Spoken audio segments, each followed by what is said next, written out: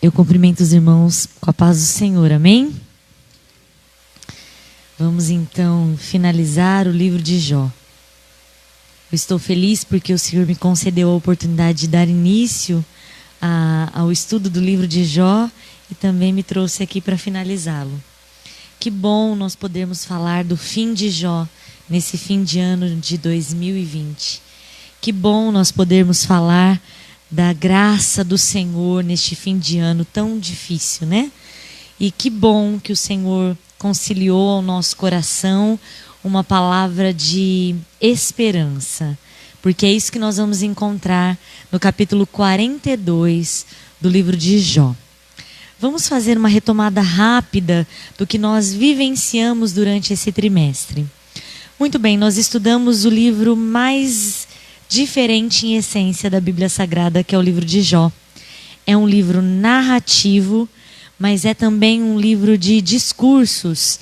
É um livro que tem um tom poético, mas é também um livro que traz ensinamentos para nós. Nós aprendemos desde o primeiro momento em que mergulhamos no estudo do livro de Jó, que esse não era um livro de ficção, mas de um fato, de uma realidade vivenciada por um servo de Deus que é mencionado no Velho e no Novo Testamento. Nós aprendemos com os amigos de Jó que o sofrimento nem sempre é causado pelo pecado ou por trazer coisas ocultas, né? Nós aprendemos com os amigos de Jó que às vezes o silêncio é mais precioso do que palavras enganosas. Nós aprendemos com Jó que nós devemos ser justos e retos e buscar o bem. Durante todo esse trimestre nós falamos da vida deste homem de Deus e nós entendemos aquilo que o Senhor queria nos passar através do sofrimento e da aflição de Jó. O que nós trazemos de legado dessas lições, né, nesse último trimestre, é que Deus é um Deus poderoso e que tudo que Ele pensa acontece. E que tudo que Ele quer acontece. E que nós somos frágeis diante da grandeza desse Deus onipotente. E que nós precisamos de Deus. Enquanto nós estamos ministrando essa aula, eu peço que você participe aí de casa e que você diga o que é que você aprendeu estudando o livro de Jó. Muito bem, nós estamos no último capítulo e é ele que faz parte da leitura bíblica em classe, o capítulo 42. Mas eu quero lembrar você um pouquinho antes, quando Deus responde a Jó. Nós temos muitos discursos no livro de Jó. Nós temos o discurso de Elifaz, do outro amigo. Nós temos o discurso de Jó. E Deus vai ouvindo todas essas coisas. Mas é só no capítulo 38 em que Deus vai responder a Jó. E ele responde a Jó de uma maneira bastante interessante. A Bíblia vai dizer que Deus está em um redemoinho. E depois disso vai falar com Jó. É interessante notar que Deus está em um fenômeno natural, um fenômeno da natureza. E quando ele está nesse fenômeno da natureza, ele vai conversar com Jó. Que lindo! Deus está usando a sua natureza para se apresentar ao homem. E é sobre a natureza que Deus vai falar com Jó. E aí vai dizer, depois disso... E o que é isso tudo que Jó passou? Jó vivenciou sofrimento, Jó vivenciou perdas, acusações, questionamentos, defesas, discursos de homens, hipóteses e teologias de seus amigos. Isso era tudo que Jó vivenciou. E depois que Jó vivenciou todas essas coisas, é que Deus vai trazer uma resposta a ele.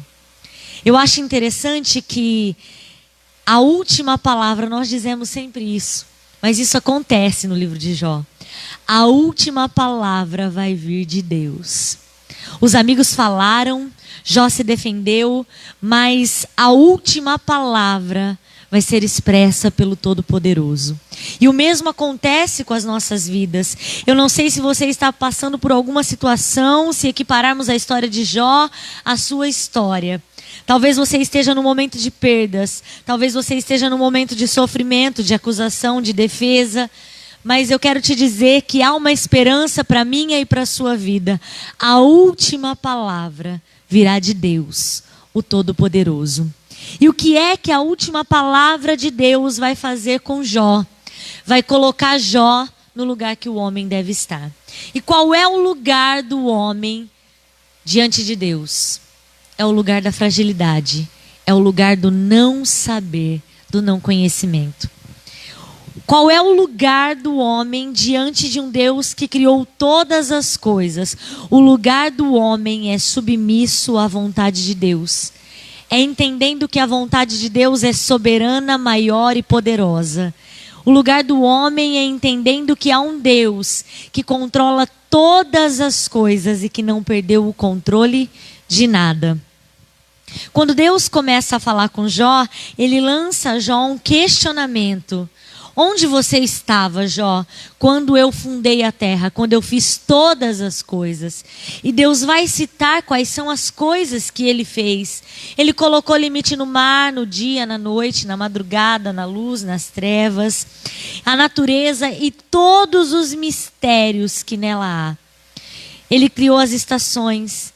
E se hoje nós temos um conhecimento científico mais aprofundado do que as gerações de Jó, o período em que Jó viveu, nós ainda não damos conta de responder muitas coisas acerca da natureza. Ainda que nós tenhamos aparelhos tecnológicos, ainda que nós tenhamos satélites, conhecimento humano, a gente ainda não consegue responder muitas das questões lançadas por Deus a Jó, porque o mistério da criação continua nas mãos do nosso Deus. Imagine você no período de Jó, quando Deus lança essas questões a ele, quando não tínhamos a noção de rotação, translação, estações, hemisférios, e Jó está diante da grandeza de um Deus criador. E Deus vai fazer perguntas para Jó. E ele vai dizer, porventura, o contender contra o Todo-Poderoso é ensinar? Não, não é ensinar. Ninguém consegue ensinar a Deus. É Deus quem nos ensina todos os dias pela sua palavra. É Deus quem fala com os homens. É Deus quem trata conosco todos os dias pelo poder da sua palavra. E Jó vai cair em si de quem ele é. Jó até então estava se defendendo muito aos seus amigos que lhe lançavam questões que trazia uma afronta à sua moral, que trazia uma visão de Jó como um Jó pecador. E Jó defendia-se o tempo todo. Mas diante de Deus não há defesa. Diante de Deus só há o reconhecimento de que nós somos vil. Jó reconhece que é vil. E ele diz, que te responderei eu? A minha mão ponho na minha boca. É como se Jó dissesse, Deus, diante de ti não há o que dizer, não há o que falar, não há palavras a serem expressas. Eu coloco a minha mão na boca por duas questões, porque eu estou abismado da grandeza de Deus e porque eu não tenho o que responder para Deus. Jó muda a sua postura quando Deus começa a falar com ele. A postura de Jó não é mais de quem se defende. A postura de Jó agora é de quem está admirando a grandeza e o poder de Deus.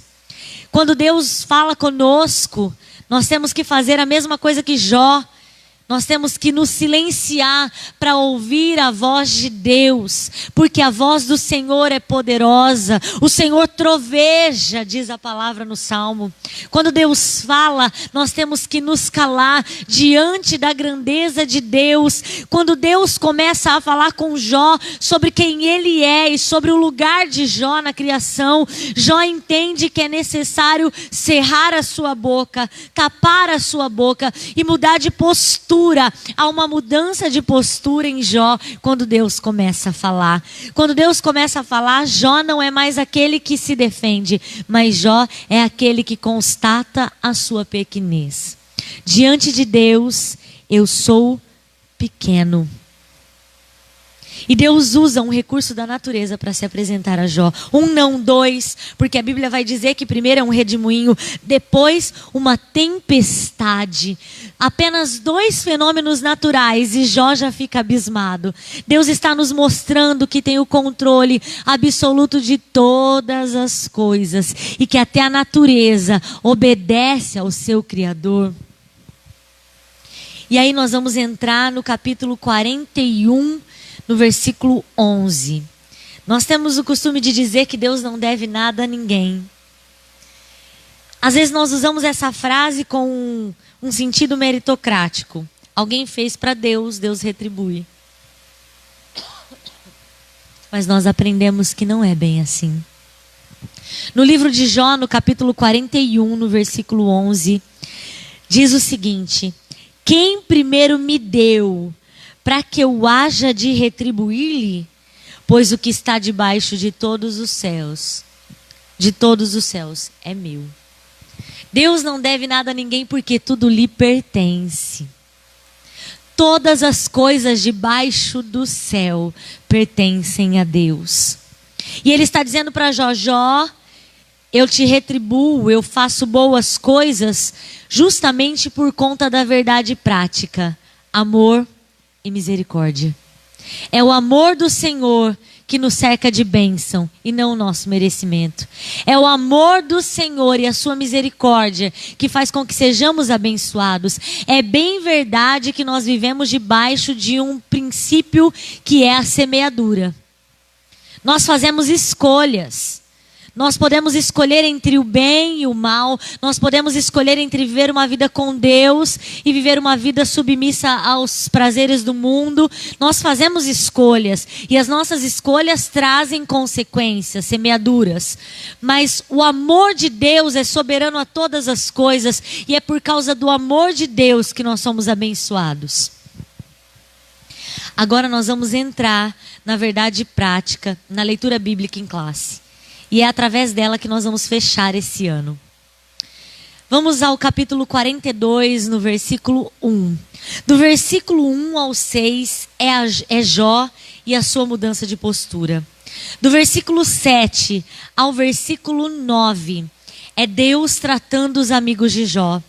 No versículo 10 há uma virada, uma guinada, uma mudança na vida de Jó. E do versículo 11 até o 17, nós vamos ver as bênçãos trazidas na vida de Jó. Vamos então começar pelo título da lição. Nós fizemos todo um preparo para entrarmos agora nessa lição. Quando Deus restaura o justo. Esse é o título da lição. Quando há um advérbio de tempo, há um tempo determinado para todas as coisas, para todo o propósito debaixo do sol. Jó passou por um período de grande luta, de grande sofrimento, de grande tribulação, mas chegou um período em que Deus decidiu colocar fim ao seu sofrimento. Existe o tempo de chorar, mas também existe o tempo de sorrir. Esse quando nos mostra que o tempo de Deus para a vida de Jó, para mudar a vida de Jó chegou. Quem sabe este fim de ano é o tempo de Deus para colocar um fim nas nossas dúvidas, nos nossos questionamentos e no nosso sofrimento. Há um tempo determinado para todas as coisas. E chegou o tempo de Deus trabalhar na vida de Jó. Eu não sei quanto tempo durou a aflição de Jó. Não é relatado em dias, em anos, quanto tempo Jó ficou triste. Jó padeceu daquela enfermidade, das chagas, das suas coceiras com telha. Eu não sei quanto tempo Jó sofreu, mas eu sei que chegou um tempo em que Deus decidiu mudar a história de Jó. Eu não sei se você está assistindo essa live e está perguntando para Deus: Deus, quanto tempo ainda vai durar essa situação na minha vida? Mas eu sei que vai chegar o fim disso, em nome de Jesus.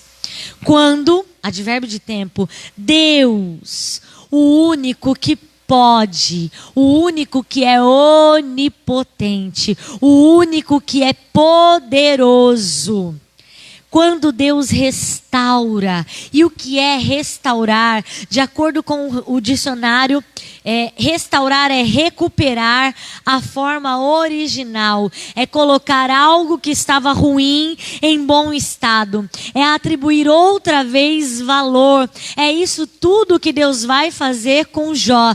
Deus vai restaurar. Deus vai tornar a origem. Deus vai melhorar o que estava ruim. Deus vai transformar o que estava ruim em excelente. Quando Deus restaura o justo. E é interessante nós ressaltarmos que a Bíblia vai dizer que Jó era justo, era temente, buscava fazer o bem, desviava-se do mal.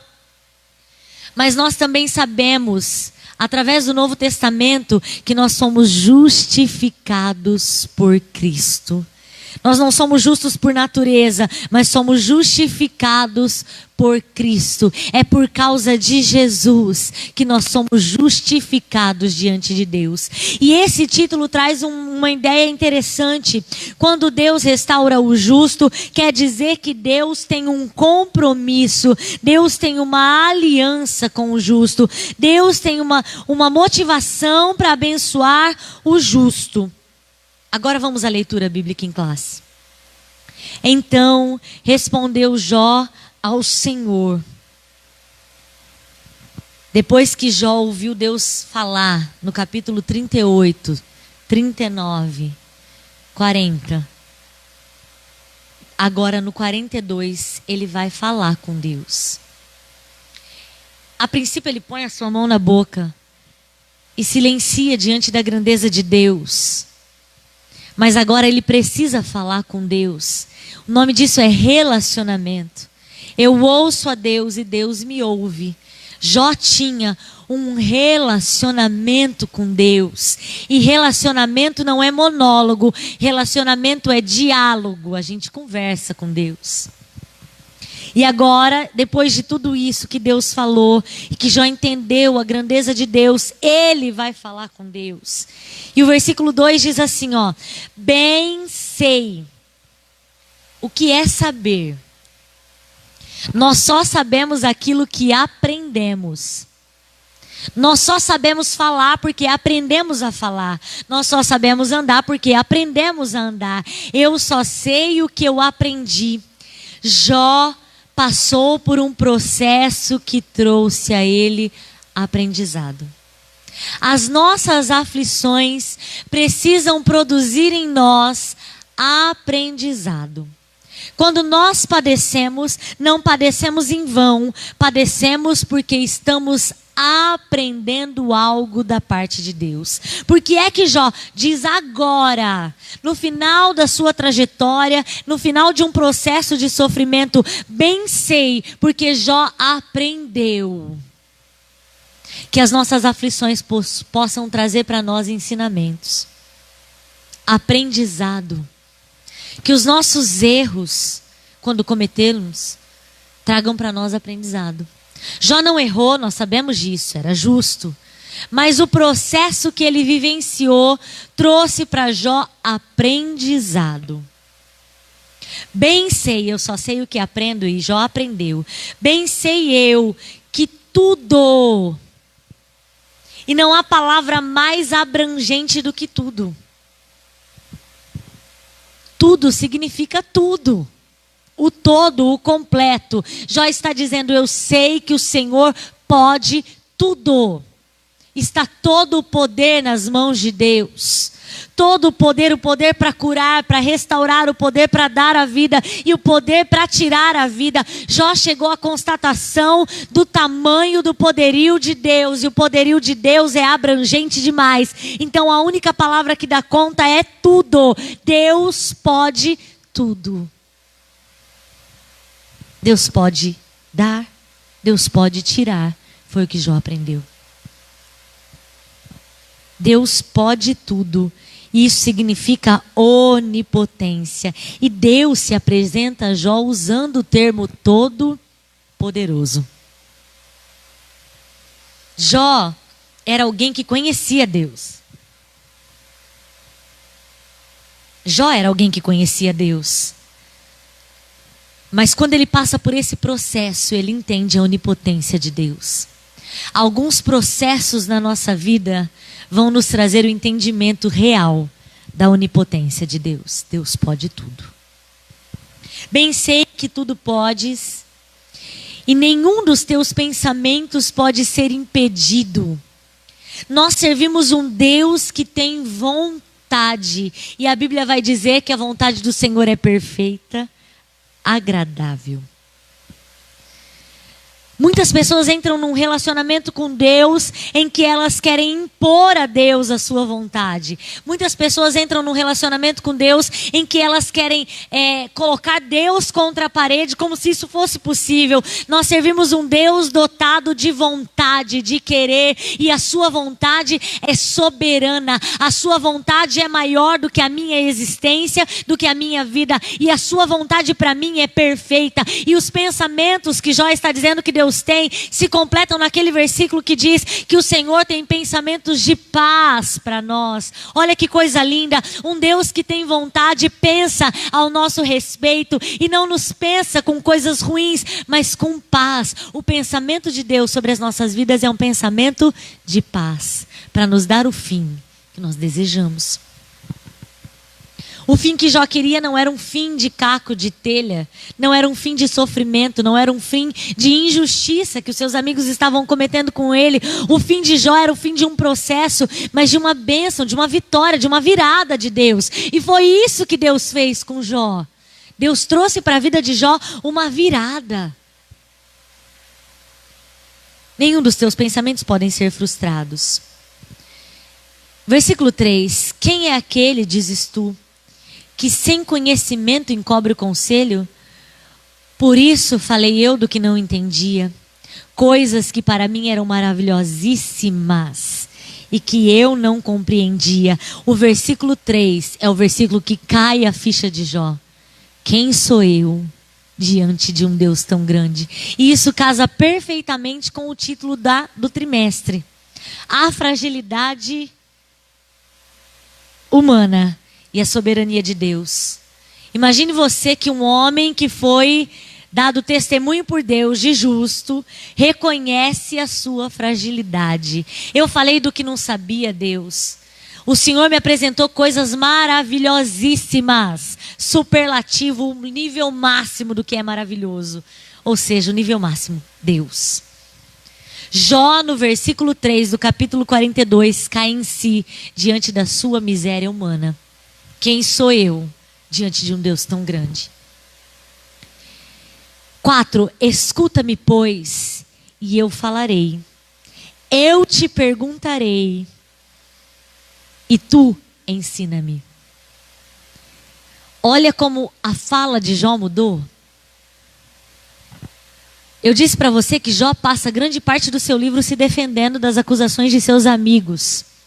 Jó passa grande parte do seu livro levantando questionamentos sobre si, sobre o seu nascimento, sobre a sua vida, porque ele estava num processo muito difícil. Mas agora Jó não quer mais perguntar para o homem. Agora Jó não quer mais fazer questionamentos. Agora Jó só quer aprender de Deus. Sabe o que Deus está nos ensinando essa manhã? Vamos parar de perguntar os porquês e vamos começar a ouvir a Deus para aprendermos de Deus. Nós queremos muitas respostas, mas nos assentamos pouco aos pés do Senhor para ouvir de verdade a sua voz. Nós perguntamos demais, mas damos pouco ouvido a Deus. Deus não disse para Jó: olha, Jó, você sofreu porque eu quis dar um testemunho de você e eu permiti que o mal chegasse à sua casa. Deus não respondeu para Jó as suas inquisições e as suas perguntas passadas. Nós, enquanto leitores do livro de Jó, sabemos que Deus e o nosso adversário tiveram um diálogo. Nós sabemos, mas Jó não sabia. No processo de sofrimento de Jó, Jó não tinha essa informação. E Deus não dá essa informação. Sabe o que eu entendo? Que nós queremos a resposta que nós queremos ouvir. Mas agora Jó entendeu que ele não precisa mais das respostas que ele quer ouvir. Ele precisa aprender de Deus. Agora, Senhor, eu vou perguntar e o Senhor vai me ensinar. Eu estou disposto, Deus, a aprender. O sofrimento provocou em Jó o desejo de aprender de Deus. as nossas aflições, os nossos processos de dor, de perda, de injustiça, precisam provocar em nós o desejo de aprender de Deus. Que este novo ano que vai se iniciar em breve produza em nós o desejo de aprendermos de Deus. Jó muda o seu discurso, não há mais defesa. Agora eu quero, Senhor, te escutar para aprender. Eu vou perguntar e o Senhor vai me ensinar. E aqui há um versículo lindíssimo, versículo 5. Com o ouvir dos meus ouvidos ouvia, mas agora te veem os meus olhos. São dois sentidos que nós usamos muito na nossa vida: audição e visão. A gente sabe que a fé vem pelo ouvir, e ouvir a palavra de Deus. Quando eu ouço, eu alimento a minha fé. Mas aqui Jó está colocando a audição em segundo plano e está colocando a visão em um plano mais elevado. Antes eu ouvia do Senhor, agora eu te vejo. Antes eu ouvia, antes a minha fé era alimentada pelo que eu escutava. Agora os meus olhos te contemplam. Sabe o que o Senhor está provocando em nós com essa lição e com essas palavras de Jó? O desejo de não apenas escutar, porque escutar é importante, eu te falei.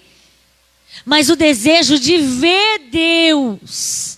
E o que é ver Deus? Ver é trazer ao conhecimento o que estava em oculto. O que é que a Bíblia diz sobre os olhos? Os olhos são a candeia da alma, do corpo. Se o teu olho é bom, todo o seu corpo será bom. E o que é candeia? Candeia traz iluminação. E o que é iluminação? Iluminação é conhecimento. Jó estava dizendo, eu te conhecia porque ouvia falar de ti. E Jó era um praticante do que ouvia. A gente sabe que Jó orava, está mencionado no capítulo 1 de Jó. A gente sabe que Jó apresentava sacrifícios. Na época era assim que eles se apresentavam diante de Deus, com sacrifícios. Depois de Jesus as coisas mudaram, mas Jó era alguém que colocava em prática aquilo que escutava. Jó era alguém que exercitava a sua fé, mas ele está constatando, depois de tudo que ele passou, que ele ouvia de Deus e praticava, mas agora ele conhece Deus, porque os seus olhos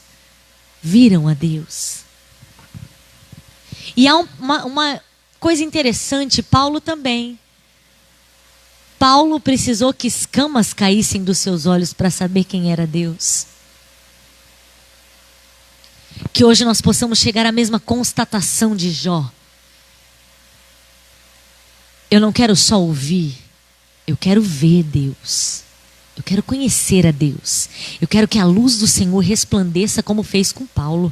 Eu quero que a luz do Senhor venha sobre a minha vida, a ponto de eu ver Deus na minha vida, na minha trajetória, de eu ver Deus de perto, de eu olhar para o Senhor de perto e olhar para todas as coisas e enxergar a Deus. E eu acho interessante que Jó vai dizer isso depois de Deus ter apresentado a natureza para ele e todo o funcionamento do universo. É como se aquilo que Deus dissesse para Jó agora fizesse sentido. Ele vê Deus em todas as coisas. Ele vê Deus na natureza. Ele vê Deus nas estrelas. Ele vê Deus em todas as coisas, porque Deus está presente em todas as coisas. Depois dessa lição eu quero ver Deus em todas as coisas. Eu quero ver Deus na vida do meu irmão. Eu quero ver Deus no olhar de uma criança. Eu quero ver Deus em todas as coisas. Jó entendeu que Deus está em tudo. Os seus olhos compreenderam que a natureza é a expressão da graça, do amor e do controle e do poderio de Deus.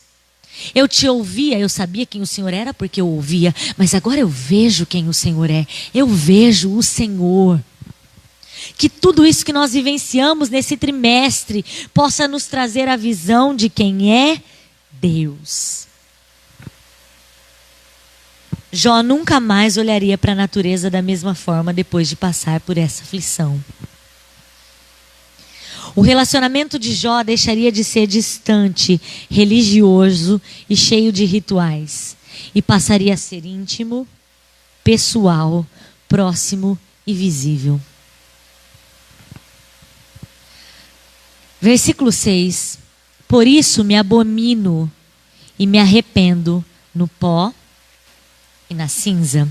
A gente sabe que naquela época, quando alguém estava contristado, entristecido, quando alguém reconhecia a sua miséria humana, eles se cobriam de saco de cinza e de pó. É essa referência que Jó está fazendo. Mas quando eu lia essa mensagem, quando eu lia a revista e lia a Bíblia, Deus me disse algo e eu preciso compartilhar com você. Jó diz: por isso me abomino, me arrependo no pó e na cinza. Sabe o que está voltando, o que está precisando voltar para as nossas mensagens? A palavra arrependimento. Nós precisamos entender que uma conversão real precisa de arrependimento. Uma conversão real precisa de um reconhecimento de quem eu sou diante da grandeza de Deus. A mensagem de João Batista nunca foi tão importante como nos dias atuais. E o que é que João Batista pregava? Está expresso lá em Mateus capítulo 3. Arrependei-vos. E o que é arrependimento? Arrependimento é a constatação da minha necessidade de Deus. Arrependimento é a constatação de que eu preciso dele. Arrependimento é a constatação de que o que eu fazia era errado, de que minha vida sem Cristo não pode fluir bem, de que os meus atos sem a presença do Espírito Santo não são bons, não trazem coisas agradáveis e produtivas. Arrependimento é o que tem que mover o coração do crente todos os dias, porque nós pecamos inconscientemente todos os dias e muitas vezes conscientemente. Arrependimento é uma palavra que precisa pulsar nos púlpitos das igrejas do século 21, porque é chegado o reino dos céus. Eu preciso me arrepender quando eu magoo alguém. Eu preciso me arrepender quando eu falo mal de alguém. Eu preciso me arrepender quando eu faço o que não deveria ter feito. Eu preciso trazer em mim arrependimento. E quem é que convence o pecador do pecado, da justiça e do juízo? É o Espírito Santo de Deus. Nós estamos vivendo uma geração que não quer se arrepender. Uma geração que quer se arrepiar no culto, mas não quer se arrepender. Arrependimento faz parte da vida cristã. E Jó entendeu isso. Eu me arrependo do que disse. Eu disse sem saber. Arrependimento. Arrependei-vos, é chegado o reino dos céus. Até aqui é Jó caindo na real. Do 1 ao 6 é Jó estabelecendo o seu lugar, entendendo quem ele é, pedindo para aprender de Deus, desejando conhecer a Deus visualmente, visivelmente. Até aqui é Deus e Jó. Agora Deus vai tratar com os amigos de Jó. Chegou a hora de Deus expressar a verdade ao coração dos amigos de Jó. E sucedeu, pois, que acabando o Senhor de dizer a Jó aquelas palavras, Deus tratou com Jó, agora Deus vai tratar com os amigos de Jó. O Senhor disse a Elifaz. E por que a Elifaz? Porque ele era o mais velho, provavelmente por isso aparece o nome dele. Uma questão de respeito e hierarquia, ele era o mais velho, ele falou primeiro, ele foi o que mais acusou Jó, ele foi o que trouxe a doutrina do pecado. Está em pecado, Jó, é pecado oculto, se arrepende, vai orar de madrugada, faz por onde que Deus te perdoa. Esse era o discurso de Elifaz. Mas o nome é mencionado possivelmente porque ele é o mais velho, é uma questão de respeito, então disse Elifaz e os demais. A minha ira se acendeu contra ti, contra os teus 2 amigos, porque não disseste de mim o que era reto.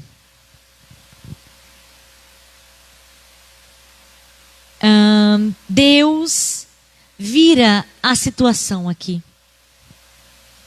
Primeiro ele trata com Jó. Primeiro ele vai falar sobre a sua grandeza, a sua onipotência, a pequenez do homem. Agora ele vai tratar com os amigos que usaram a palavra de Deus e que falaram de Deus e que não mentiram ao falar da grandeza de Deus, da onipotência de Deus, mas que agiram como juízes na vida de Jó. E não era esse o lugar deles. Agora Deus vai direcionar o seu discurso, e o discurso de Deus para os amigos de Jó é que Deus está bravo, irado com eles. Deus vira a situação de tal forma que os acusadores agora estão sendo acusados. A gente ouve sempre uma frase, que a terra gira, e que quem está em cima desce, e quem está embaixo sobe. Foi isso que aconteceu aqui na história de Jó. Os seus amigos estão num posicionamento, num patamar de julgar, de apontar e de acusar. Mas agora o próprio Deus é quem vai apontar e julgar os amigos de Jó. Eu não sei que situação você está vivendo e que talvez alguém esteja fazendo o que os amigos de Jó fizeram, julgando você sem que haja em você falta. Mas o Senhor é Deus que conhece todas as coisas. E que pondera todas as coisas, e que sabe todas as coisas, e que vira a situação quando tem que virar a situação, e que traz à tona a verdade. Em Eclesiastes vai dizer que nada fica oculto, tudo vem à tona. Deus precisava trazer à tona a reflexão errada dos amigos de Jó. E Deus precisava mostrar para os amigos de Jó que o lugar deles não era de juiz, não era de acusadores, mas o lugar deles era de alguém que deveria acolher a Jó. Vocês falaram, mas não falaram que era reto diante do meu servo Jó. E há algo interessante, Deus chama Jó de servo muitas vezes.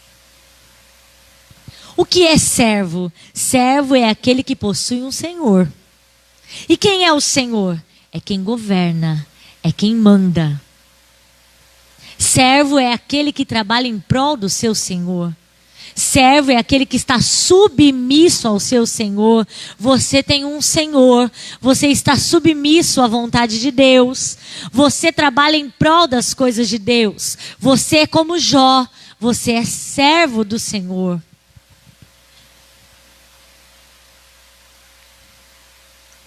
Tomai, pois, 7 bezerros, 7 carneiros, e ide ao meu servo Jó, e oferecei holocaustos por vós, e o meu servo Jó orará por vós, porque deveras a ele aceitarei, para que eu vos não trate conforme a vossa loucura, porque vós não falastes de mim o que era reto com o meu servo Jó. Eles usaram a palavra de Deus, mas eles não trataram com Jó com justiça.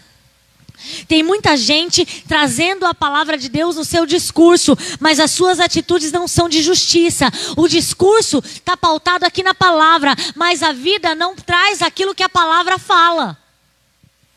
Tem muita gente usando a palavra de Deus para ferir o outro, fora de contexto, usando como pretexto, para machucar, para ferir, para envergonhar o outro. Era isso que os amigos de Jó estavam fazendo. Eles estavam mostrando a onipotência de Jó, para apontar pecados, a onipotência de Deus, para apontar pecados em Jó. O que é que você tem feito com o Deus da palavra e a palavra de Deus? Você tem usado de maneira correta e adequada? A palavra de Deus é santa e é pura. Aqueles que ministram a palavra, aqueles que falam a palavra, precisam ter o cuidado de falar a palavra de Deus conforme Deus quer. Eu não posso usar a palavra de Deus do jeito que eu quero. Eu preciso usar a palavra de Deus como ela tem que ser usada, de maneira santa, pura e eficaz. Os amigos de Jó usavam a palavra de Deus para afrontar Jó. E agora Deus vai dar uma orientação. 7 bezerros, 7 carneiros, faz um holocausto e Jó ora. O desprezado, o pecador, na visão dos amigos, o errado, o equivocado, o que tinha pecado escondido. Os amigos julgaram até a vida dos filhos de Jó que morreram. O errado agora vai orar. E isso me lembra tanto Jesus, quando Jesus disse que no reino dos céus o maior é o menor. A lógica de Deus é contra toda a lógica humana. Eles estavam numa linha de raciocínio em que Jó deveria orar por si mesmo. Deus vai lá e quebra todo o protocolo e diz: aquele que vocês acharam que estava pecando, é esse que vai orar. É esse que vai orar. E é a oração dele que eu vou responder, porque ele é justo diante de mim. O pastor Moisés pregou aqui um dia, Deus me fez guardar aquela mensagem no meu coração, e ele disse que nós não sabemos o nível de intimidade das pessoas com Deus. Nós precisamos guardar a nossa vida e a nossa boca, porque nós não sabemos o nível de intimidade de cada um com Deus. Na visão dos amigos de Jó, Jó não tinha intimidade alguma com Deus.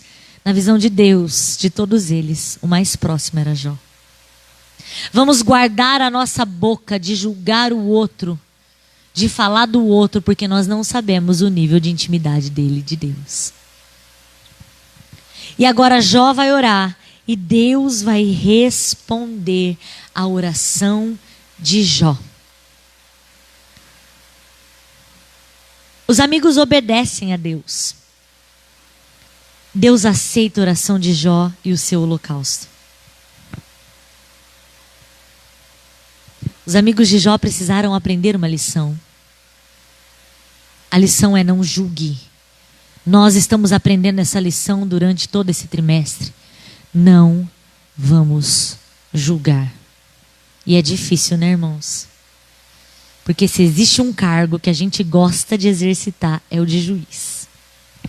E eu digo a gente, todos nós. A gente quer olhar para a vida do outro e trazer explicações para a vida do outro.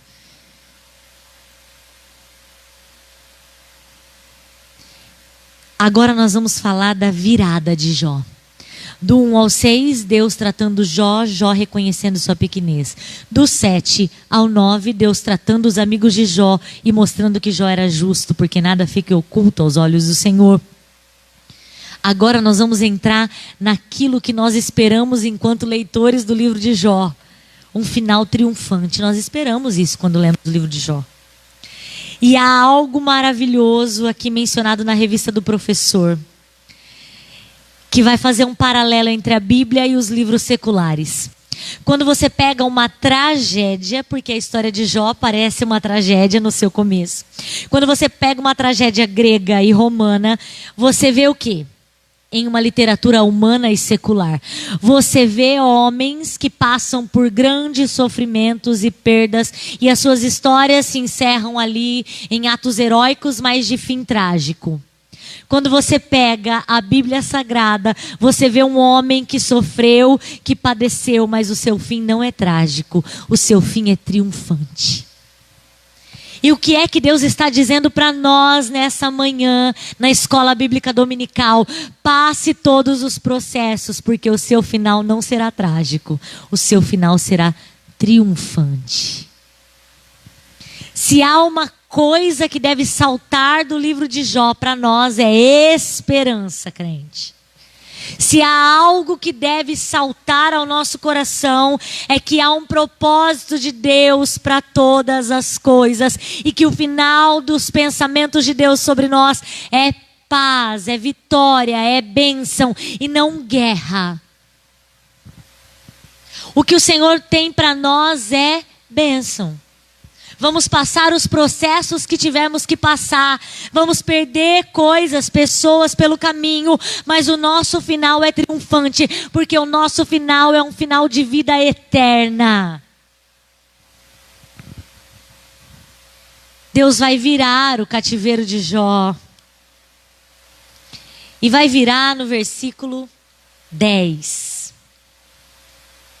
O Senhor virou o cativeiro de Jó quando orava pelos seus amigos. No momento em que Jó está orando, obedecendo o que Deus disse, naquele momento de oração é que Deus vai mudar a história de Jó. Você quer ter uma história mudada? Então ore, porque é no momento da oração que Deus vira a nossa história. É no momento da oração que Deus coloca um fim ao nosso sofrimento, ao nosso padecer. Nós estivemos aqui na Santa Ceia, no culto de domingo à noite, e o presbítero Mauro trouxe um testemunho de vitória. Ele passou por um processo de aflição, mas o final desse processo trouxe ricas bênçãos de Deus. Deus está nos ensinando desde aquele dia que o nosso final de processo não é de derrota, mas é de vitória. Passe pelo seu processo tendo a certeza de que há vitória no final dele. E Deus virou o cativeiro de Jó quando orava pelos seus amigos. O poder da oração, o poder da intercessão. Quando você ora, Deus trabalha na sua história. E o Senhor acrescentou a Jó outro tanto em dobro a tudo quanto antes possuía. Deus podia ter dado a Jó somente o que ele tinha, e já era muito, porque Jó era um dos homens mais ricos do Oriente. Mas Deus decidiu enriquecer abundantemente a Jó. Paulo vai dizer lá em Efésios: ora, aquele que é poderoso para fazer abundantemente além do que pedimos, pensamos ou imaginamos. É um Deus de abundância. Deus pode fazer isso. Você que está nos escutando nessa live, nos assistindo, Deus pode fazer abundância. Deus decidiu abençoar a Jó e fez isso de maneira extraordinária, fora do comum. Eu oro para que o nosso ano de 2021 seja um ano extraordinário. Nós não vamos passar por ele ileso, nós passaremos por processos como Jó, mas que nós possamos entender que há um Deus de abundância para nós. E aí o que vai acontecer quando Deus vira o cativeiro de Jó? Então vieram a ele todos os seus irmãos e todas as suas irmãs e todos quanto dantes o conheciam, e comeram com ele pão em sua casa e se condoeram dele e o consolaram de todo o mal que o Senhor... isso é tremendo. Eu disse aqui que eu havia conversado com a minha cunhada e que ela fez uma observação importante. Jó não atribui o mal na sua vida em momento nenhum ao inimigo. Jó não dá ao inimigo nada. Jó não dá nem o mal que acontece na sua vida, ele atribui ao adversário. Tudo na vida de Jó é cercado pela permissão, pela vontade e pela graça de Deus. Jó sabia que se veio bem de Deus, o mal também podia vir. Foi isso que ele disse para sua esposa. Deus permitiu. A vida de Jó era uma vida que estava debaixo da mão, da direção e da permissão de Deus. E é interessante que aqui na revista do professor vai dizer algo, quando fala de um subsídio teológico aqui, dizendo assim, que o inimigo de Jó, o adversário das nossas almas, Satanás, ele aparece só no começo da história. Na história de Jó ele aparece, conversa com Deus, toca nas coisas que Deus permite que ele toque, e ele some da história de Jó. Porque o foco aqui é o Deus de Jó. Que na nossa vida o nosso foco esteja na grandeza de Deus e não nas armadilhas que Satanás quer nos preparar. Que a nossa visão esteja na grandeza de Deus e não nas armadilhas do nosso adversário. E eles foram até a casa de Jó e cada um deles lhe deu uma peça de dinheiro e cada um pendente de ouro. E aí eu perguntei: Deus, onde é que estava esse povo todo nos 38 capítulos anteriores? Onde é que estavam os amigos de Jó, os irmãos de Jó? Onde é que estava esse povo todo que tinha ouro, que tinha coisas para entregar para Jó e não chegaram? E Deus disse: estavam guardados no tempo de Deus. Você está olhando, está dizendo assim: Senhor, eu estou sozinho nessa e os poucos amigos estão me acusando. E sabe o que o Senhor está dizendo? Há um tempo guardado por Deus para que a ajuda chegue a você.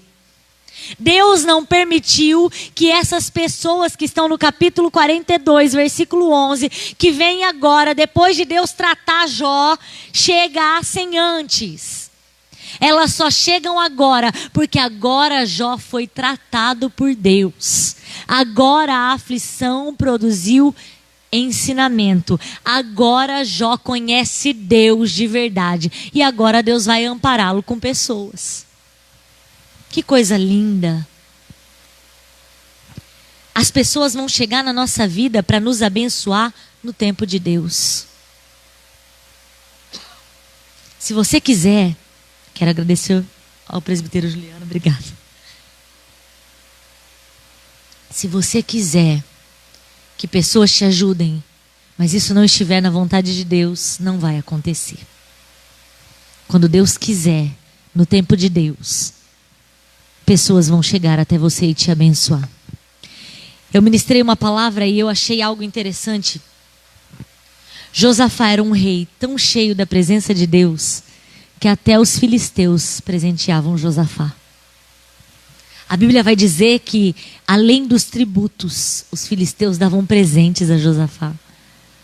Quando a presença de Deus é tamanha na nossa vida, presentes chegam de pessoas porque se sentem incomodadas em nos abençoar. Guarde essa palavra em nome de Jesus. Os amigos de Jó se sentiram necessidade de abençoar Jó. E aí vão dar pendente de ouro, e aí vão dar dinheiro para Jó. E assim abençoou o Senhor, versículo 12. O último estado de Jó mais do que o primeiro, porque teve 14.000 ovelhas, 6.000 camelos, 1.000 juntas de bois e 1.000 jumentas. Também teve 7 filhos e 3 filhas. Tudo que Jó teve no final da sua trajetória foi dobrado, exceto os filhos. Deus deu 10. Deus tinha dado 10. Deus deu 10. Por que Deus não deu 20 agora? Porque esses 10 filhos estavam em Deus. Esses novos 10 chegaram agora na nova vida de Jó, no novo ciclo de Jó. O último estado de Jó foi melhor do que o primeiro estado de Jó. Vai valer a pena passar por todo o processo, porque o último estado vai ser melhor do que o primeiro. E isso me faz recordar a mensagem de Santa Ceia pregada pelo pastor Moisés, em que ele falou do vinho. O último vinho do casamento foi mais saboroso do que o primeiro vinho. Isso me faz relembrar uma mensagem ministrada numa Quinta da Vitória sobre o fim das coisas. Deus tem um final melhor do que o momento que nós estamos vivendo. Deus tem um final glorioso para nós. É isso que o livro de Jó está relatando. Que o último estágio de Jó, que o último momento de Jó foi melhor do que o primeiro momento de Jó. Porque agora Jó conhecia Deus, não só por ouvir, mas por ver Deus. Porque agora Jó estava mais sábio. Porque agora Jó estava experimentado. Porque Jó viveu uma experiência que ninguém podia viver por ele. Só ele e Deus. Depois de você vivenciar todo esse processo que você está vivenciando, que eu estou vivenciando, nós vamos sair desse processo num último estágio melhor do que entramos nele. E chamou o nome das suas filhas de Késia, o nome da terceira a primeira é Gemina, o nome da outra é Késia, o nome da terceira é Queren-Apuque, e em toda a terra não se acharam mulheres tão formosas como as filhas de Jó, e seu pai lhes deu herança entre seus irmãos. E depois disso viveu Jó 140 anos, e viu seus filhos e os filhos dos seus filhos até a 4ª geração. Então, só depois de tudo isso, morreu Jó, farto em dias. Quem olhava para Jó no seu estado de coceira, de chaga, de pobreza, não imaginava o que Deus tinha para ele. O seu último estágio vai ser melhor do que esse momento que você está vivendo. Essa é a palavra de Deus para as nossas vidas hoje. Tem coisa boa de Deus para nós. Eu quero fazer uma oração para encerrar a minha participação. Eu desejo que você tenha um excelente fim de ano.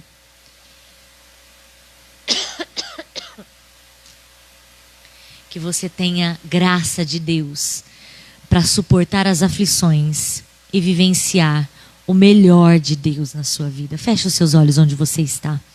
Senhor maravilhoso e bendito, a tua palavra foi entregue. Durante esse trimestre nós aprendemos com Jó, com os seus amigos, nós aprendemos com os seus discursos, mas aprendemos também, Senhor, com o teu trabalhar na vida deste teu servo.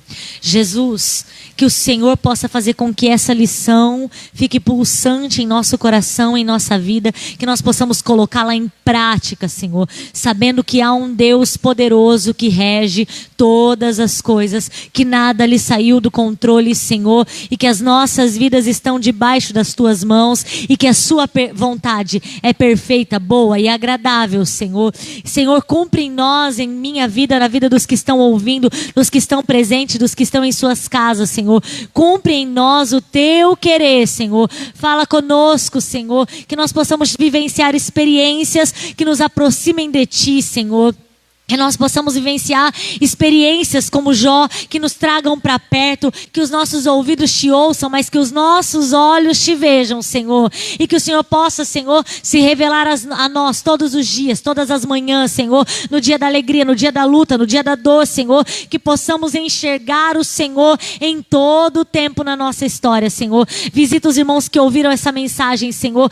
Que o Senhor possa mesmo trazer um ano novo, Senhor, de novas experiências. Um ano novo, Senhor, em que a tua graça vai nos cobrir, em que a tua misericórdia vai nos alcançar, Senhor, em que o teu amor, Senhor, será aquele que nos abraçará nos tempos de adversidade. Um ano novo cheio do teu Espírito Santo, Senhor. Um ano novo cheio da tua graça. Um ano novo cheio da tua virtude, Senhor. Que seja um ano de arrependimento. Que seja um ano, Senhor, de quebrantamento. Que possamos, Senhor, estar constantemente de joelhos diante da tua presença, reconhecendo o teu poderio e a tua grandeza. Que seja um ano, Senhor, em que a tua igreja caminhe, Senhor, na salvação de almas, Senhor. Que seja um ano em que a tua igreja caminhe, Senhor, para um crescimento, meu Deus querido, do reino, Senhor. Que seja um ano, Senhor, em que as adversidades venham forjar o nosso caráter, Senhor. Que seja um ano, Senhor, em que o Senhor limpe, Senhor, a nossa videira, meu Deus, para que possamos dar frutos abundantes, Senhor. Ah, Senhor, que seja um ano cheio do teu Espírito Santo, Senhor. Que seja um ano, Senhor, em que a tua igreja seja tomada pelo teu Espírito Santo, Senhor. Nós fazemos uma oração neste altar, Senhor, desejando que jovens, Senhor, sejam batizados com o teu Espírito Santo. Nós fazemos uma oração nesse altar, desejando que o próximo ano seja um ano, meu Deus, de proximidade com Deus. Que o próximo ano seja um ano, meu Deus querido, em que a igreja viva o extraordinário, em que a igreja esteja atenta ao falar de Deus. Que seja um ano de sabedoria, Senhor. Que seja um ano, meu Deus querido, para estarmos debaixo da tua presença e no centro da tua vontade, Senhor. Senhor, que seja um ano, meu Deus querido, que nós possamos colher, Senhor, coisas extraordinárias, como Isaac colheu no tempo da adversidade, Senhor. Que seja um ano, meu Deus querido, em que o Senhor venha trabalhar, Senhor, em nossas vidas de dentro para fora, Senhor. Que seja um ano, meu Deus querido, de conversão, Senhor. Que seja um ano novo,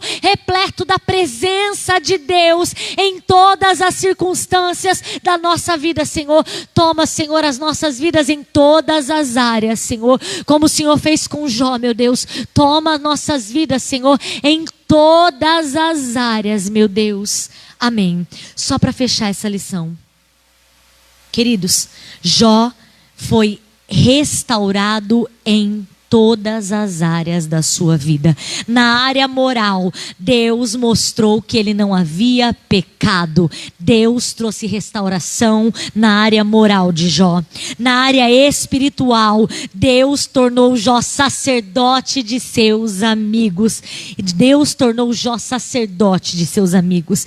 Na área, e trouxe um relacionamento mais próximo. Na área material, Deus deu tudo em dobro e deu 10 filhos a Jó. Na área social, Deus tirou Jó do isolamento e o fez conviver e ser consolado. Na área familiar, Jó viu 4 gerações da sua descendência serem abençoadas por causa de Deus, porque Deus era com ele. O que Deus está nos dizendo no final deste ano é que há restauração de Deus para nós em todas as áreas da nossa vida. Em todas as áreas da nossa vida, Deus vai restaurar e trazer valor e trazer a sua presença. Seja abençoado por essa palavra. Eu sou grata a Deus pelo pastor Donizete, todos aqueles que trabalham com ele na escola bíblica, aqueles que fazem ser possível essa live chegar até você, a todos os irmãos que cooperam, a todos os professores que ministram.